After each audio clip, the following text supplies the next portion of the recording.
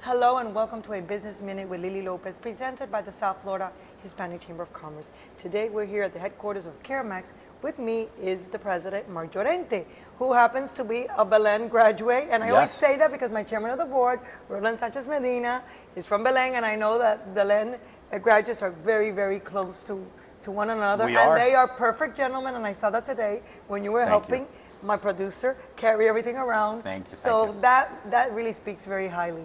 A president just helping all over and just cooperating, and that's something that is impressive. Servant leadership. That's the motto that we live by. So. Yes. So tell me about your role. I know you were in Texas, in Dallas. Now you're in Miami. Yes. How did that happen? And you're happy here. So just explain a little bit about all this transition. Yeah. So born and raised down here in South Florida.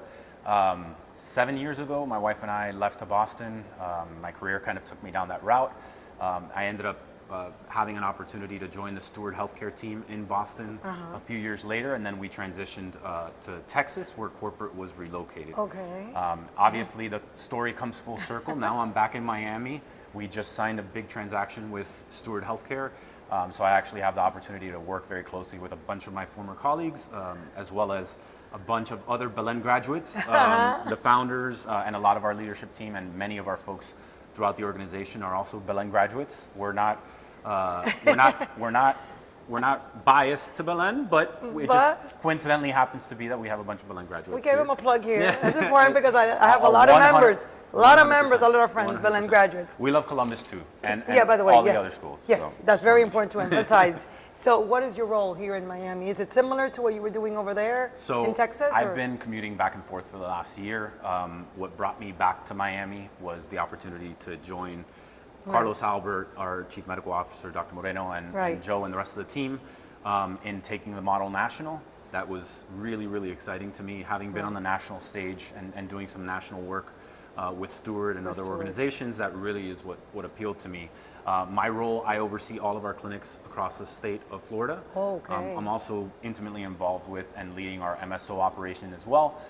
So all of the national work that we're doing with Steward in staging and building our infrastructure to be able to take on this new massive growth that we're going to How many clinics do you have in the state of Florida? Yep, so we have about 50 clinics in the state of Florida. 50 clinics. And I was able to experience the grand opening of the one in Homestead, which I loved, by the way. And I think that was one of the Instagram posts that people love the most.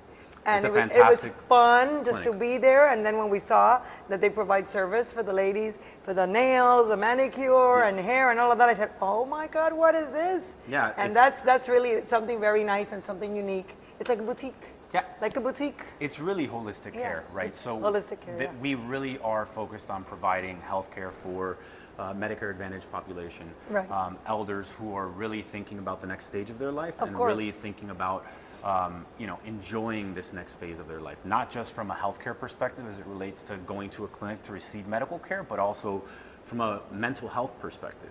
A lot of the services that we provide are really about getting members in, providing them with wellness and daily activities that provide them with the stimulation and also the camaraderie with new members that come into the centers. They meet, they greet. We have, in Orlando, I was there 2 weeks ago, we have 2 sisters who travel an hour each way to come to our centers in Orlando every day. That means they're having a good time. Every day. Every day. Every day. And when you have a good time, what does that mean? Yep. You're healthier, and it also, it's contagious. It is. So having members like that who are so passionate about the care that we provide, to be there. When they're in the centers, they're welcoming. They're our biggest advocates. Of course. Active people like and that. healthy members who are happy are our biggest advocates. And what does the Steward and Caremax, how does that work? I mean, how does it intertwine and how does it work? So the way we looked at kind of the models is they're very synergistic and very complementary. So Steward Healthcare is an integrated delivery system that has about 40 hospitals across the country with a big medical group and then a big network group, which does a lot of their value-based care contracting with providers in different parts of the country. Our model is predominantly in the Medicare Advantage space. They had a big population of Medicare Advantage members or Medicare eligible seniors that they don't necessarily have the model to support from a Medicare Advantage perspective. And that is where our model is very mature, best in class nationally. And so the synergies there is we get the opportunity to become their exclusive provider of Medicare Advantage care for their members. Right. We're also providing care for their Medicare shared savings members as well. So all of the Medicare ACO programs, we're also providing care for those members as well. And it's really working with and leveraging their existing infrastructure to create the clinical model and scale our clinical model, which again has really been effective across the country. And my last question, what differentiates Caremax among all the other healthcare plans that are being offered out there? There's so many other. Sure, so I would say first and foremost, in a nutshell. So healthcare with heart, right? And I like that. Yes, it's as cliche-ish as it could be, but healthcare I think that speaks to our team members very much so. I like that. We are all in as it relates to the members and the members that we serve. We were at a center in Hialeah last week, actually in Miami Lakes, where we were doing an event and we were actually congratulating the center for achieving performance standards that were number one amongst their center peers. And it was in an activity center with most members included. And listening to the stories of the members, how compassionate the team members are, the physicians, that integration and that collaborative work dynamic where it's all about our members and making sure that they have the best possible, not only health outcomes, but quality outcomes is key. And then what I would say to that is, that's the conceptual, it's healthcare with heart, and then from a very data-driven perspective, right now we are best in class as it relates to quality benchmarks nationally. So what we do really translates into the best output for our members.